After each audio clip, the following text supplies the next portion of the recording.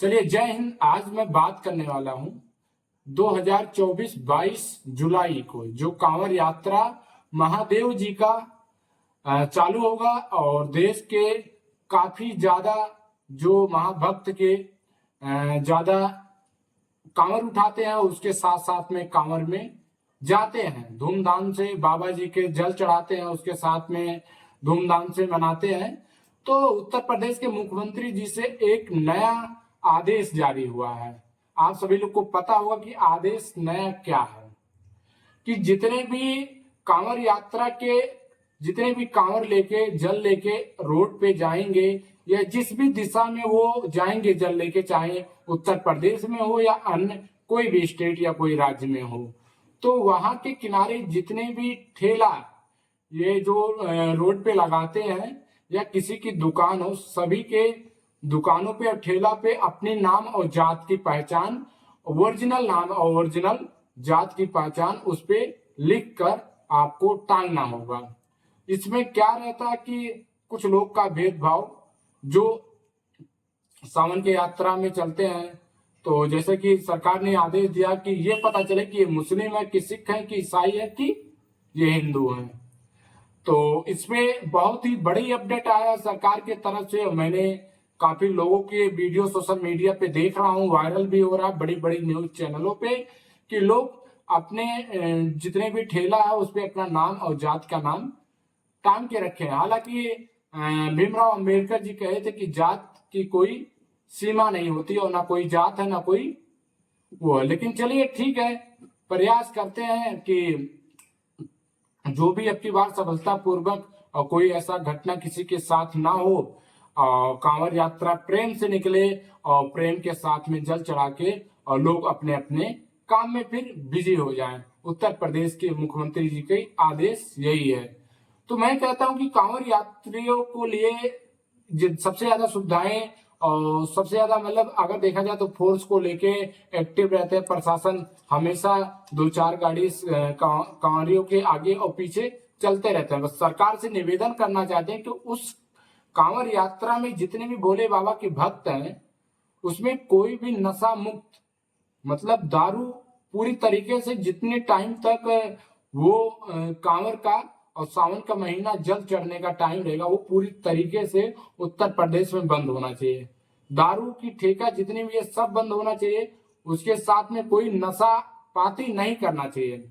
हालांकि लोग भांग की नशा करते हैं, लेकिन भांग के साथ साथ कुछ लोग ऐसे हैं कि जो दारू शराब भी पी के और कांवड़ की यात्रा में जाते हैं। ठीक है, तो कुछ लोग हैं, कुछ परसेंट ऐसे हैं जो भोले बाबा के दिल से और 100% जुड़ के और वो जल ईमानदारी पूर्वक चढ़ाते हैं। नहीं, कम से कम 30 से 40% लोग ऐसे हैं जो एक दूसरे के विवादित, एक दूसरे को ज्यादा से ज्यादा प्रयास करते हैं कि एक दूसरे से विवाद हो और कांवड़ की यात्रा में कुछ ऐसा अनहोनी हो जिससे किसी के ऊपर कोई घटना हो जाए। तो ऐसे लोगों के ऊपर सख्त सख्त कार्रवाई किया जाए। और प्रशासन लोगों से हमारी विनती और मांग है कि हर एक जितने भी लोग कांवड़ यात्रा हैं इन सभी लोगों को ज्यादा से ज्यादा सीसीटीवी के कैमरा में और ड्रोन कैमरा के से निगरानी किया जाए और उसके साथ में जितने भी लोग दोषी पाए जाए उन्हें कड़ी से कड़ी सजा देने का प्रयास किया जाए। क्योंकि ये कुछ लोग ऐसे हैं जो कांवड़ के अच्छे लोग आते हैं, भोले बाबा का हिंदुओं का त्योहार रहता है, उसमें ये सब लोग टांग अड़ाने का काम करते हैं। हमें आपको ज्यादा से ज्यादा एक दूसरे से विवाद करवाने का प्रयास करते हैं। उत्तर प्रदेश के मुख्यमंत्री जी ने ये जो फैसला लिया है, कहीं ना कहीं देखा जाए तो उसको लेके बहुत ही अच्छी बात है कि अगर आप अपने जात के अपने धर्म के नाम पे अगर आप सामान बेच रहे हैं और कांवड़ की यात्रा में भाई कौन क्या खा रहा है कौन क्या, तो वो सही बात है, अच्छी बात है। जो देखे सरकार की जो सोच है, सरकार की जो रणनीति है, जो सरकार अच्छी काम करती है उसको भी हम कहते हैं। और जो सरकार के साथ साथ में जितने भी नेता हैं भ्रष्टाचार करते हैं उसमें भी मैं आवाज उठाता हूँ। कुछ लोग कमेंट करते हैं कि भाई आप तो सिर्फ सवालों के घेरा में आप वर्तमान में बीजेपी सरकार को घेरते रहते हो, तो ऐसा कुछ नहीं है। हमारी मुद्दा एक ही है कि नशा मुक्त उत्तर प्रदेश हो, शिक्षित हो, और उसके साथ साथ अभी एक और शिक्षित की जब बात आ गया तो एक और नया अच्छा लगा हमें जो सरकार ने बहुत ही अच्छा लागू किया नियम कि जितने भी टीचर लोग हैं अगर वो स्कूल पे टाइम पे अटेंड नहीं लगा रहे हैं और नहीं जा रहे हैं तो उनकी सैलरी कट जाएगी। कुछ ऐसे टीचर थे जो घर पे रह के एक महीना में 10 दिन 15 दिन और सैलरी लेते थे। कुछ ऐसे थे जो पावरदार नेता मंत्री के घर के टीचर लोग थे जो घर पे ही बैठ के और सैलरी ले रहे थे और बच्चों को पढ़ाते नहीं थे।